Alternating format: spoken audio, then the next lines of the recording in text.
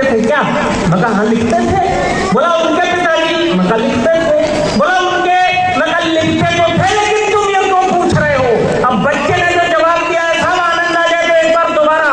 मैं कहा लिखते तो थे, लेकिन तुम ये क्यों पूछ रहे हो? उसने कहा ऐसे ही पता लगाने की कोशिश कर रहा हूँ, ये बेवकूफी की जड़ शुरू कहां से हुई है?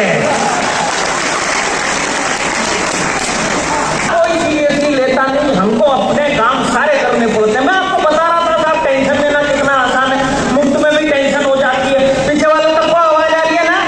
हाँ स्पष्ट आ रही है आवाज। यहाँ भी टेंशन हो जाती है अगर पीछे आवाज नहीं बोलते तो। वो एक भी शादी हो रही थी साहब, वर वधू मंच पे खड़े, देखो चित्र बनाता हूँ, देखो टेंशन क्या होती है। वर वधू मंच पे खड़े, पंडित जी ने माइक से ये कहा, अगर किसी को इस शादी से आपत्ति है तो वो सामने आ जाए। पीछे से एक सुंदर सी महिला गोद में बच्चा लिए भीड़ को चीरते हुए धीरे धीरे आगे बढ़ रही। दुल्हन का बाप आ गया, उसके भाई आ गए, उन्होंने दूल्हे को कूटा, उसके बाप को पीटा, बारातियों को घसीटा, शादी टूट गई। महिला सामने आ गई बच्चे को गोदी में लेकर। पंडित जी ने कहा बताओ तुमको इस शादी से क्या आपत्ति है? उसने कहा आपत्ति कोई नहीं है, पीछे खड़ी थी सुनाई नहीं दे रहा था इसलिए आगे आई।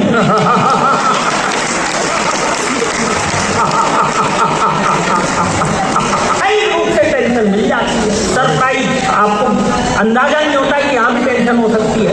वो एक भी नई नई शादी हुई साहब, नई नई शादी हुई, जिसकी शादी हुई वो विनोद पाल का दोस्त विनोद पाल के पास आया, बोला विनोद भाई कोई ऐसी ट्रिक बता दो, कोई ऐसा तरीका बता दो कि पहले ही दिन मैं अपनी दुल्हन को, अपनी बीवी को इंप्रेस कर दूं। विनोद पाल ने बताया कोई बात नहीं, देखो मैं तरीका तुमको बता देता हूँ। बोले तुम शराब पीते हो? बोले नहीं शराब तो नहीं पीता।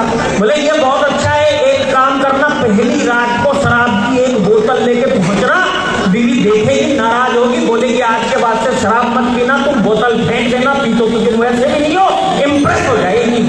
अब देखो साहब घटना, उसका दोस्त शराब की बोतल लेके जैसे ही रूम में घुसा, दुल्हन ने कहा मेरे में सोडा मत डालना।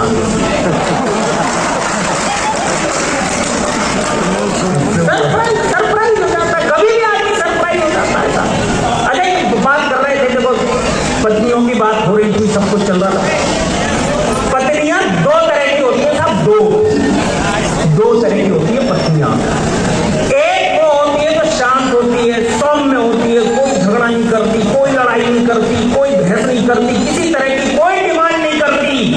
और दूसरी वो होती है जो हम सबके पास है,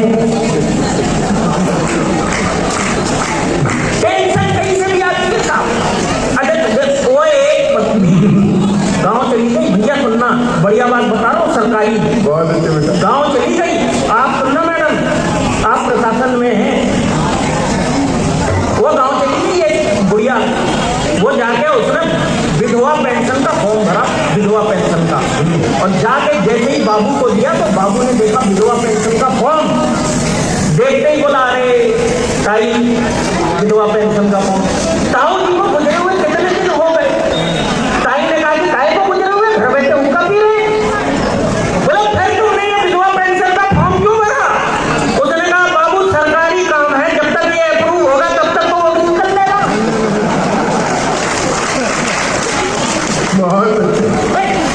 हाँ सच्चा करनी चाहिए। ले बेटा भाई एक बात हाजिर बात बीवी होती है, तू बीवी का ही शादी करेगा? एक पंक्ति बोलता हूँ, शादी किससे कैसी लड़की से करनी चाहिए? मीठी मीठी बात करने वाली लड़की से करनी चाहिए कि झगड़ा करने वाली लड़की से करनी चाहिए? अरे वाह, देखो इनको पता है, झगड़े वाली से कर। क्यों? बीवी हो, झगड़ने वाली बीवी हो, तैयार रहना भाई। कलेशी बीवी हो तो आदमी गम में मिलता है, गम में। कले